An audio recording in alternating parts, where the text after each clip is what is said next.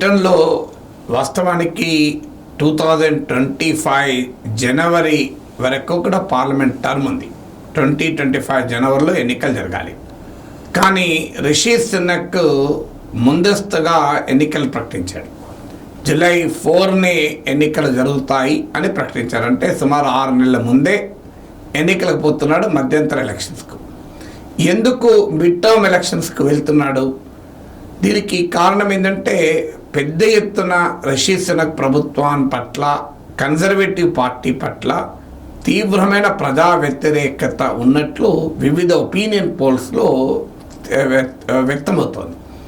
So ఈ సర్వేల్లో తేలుతుంది ఏంటంటే ఈవెన్ 20% గ్యాప్ ఉండొచ్చు కన్జర్వేటివ్ పార్టీకి గెలవనున్న ప్రత్యర్థి పార్టీకి అని.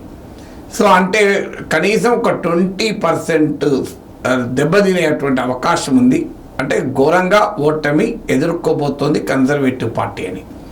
సో దాంతో రిషి సునక్ ముందస్తు ఎన్నికలకు పోయినా కాస్తంత ఈ యాంటీ ఇన్కంబెన్సీని అధిగమించవచ్చు, ప్రభుత్వ వ్యతిరేకతలని అంచనా వేసినట్టున్నాడు.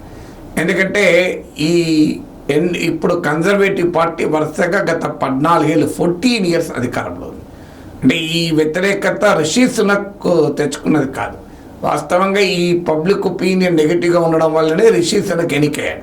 సో రిషి సునక్ అయినా ఎకానమీని బాగు చేస్తాడు అని బ్రిటిష్ కన్జర్వేటివ్ పార్టీ ఎంపీలు భావించారు. సో అందుకు కానీ రిషి సునక్ చేతిలో కూడా లేదు అది. ఎందుకంటే కన్జర్వేటివ్ పార్టీ ఇప్పటికే భారీ ప్రజా వ్యతిరేకతను మూటగట్టుకుంది. సో లేబర్ పార్టీ ఛాలెంజ్ చేసి అధికారంలోకి రావటానికి సిద్ధంగా ఉంది. ఇంతకుముందు చెప్పినట్లు ఒపీనియన్ పోల్స్ కూడా 20% లీడ్ ఇస్తుంది ప్రత్యర్థి లేబర్ పార్టీకి.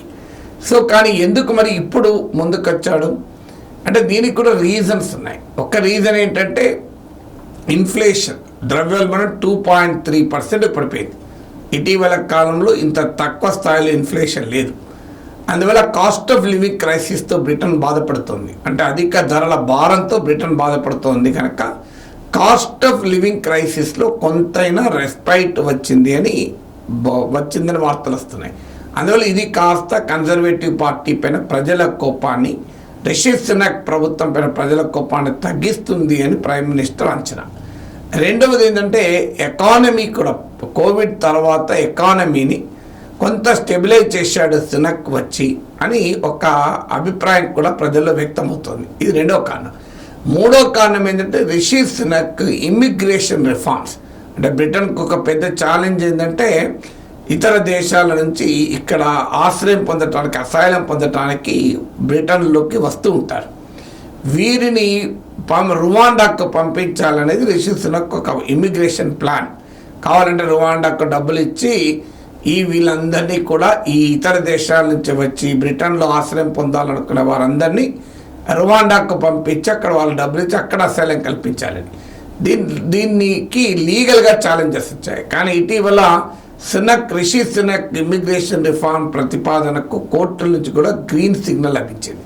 సో ఈ 3 కారణాల రీత్యా ఇప్పుడు ఎన్నికలకు పోతే బెటర్ రిజల్ట్ ఉండవచ్చు అనేది రిషి సునక్ అంచనా. అందుకే ఈ ఎన్నికల్లో 6 నెలలు ముందుకు జరిపి మధ్యంతర ఎన్నికలకు పిలిపించాడు.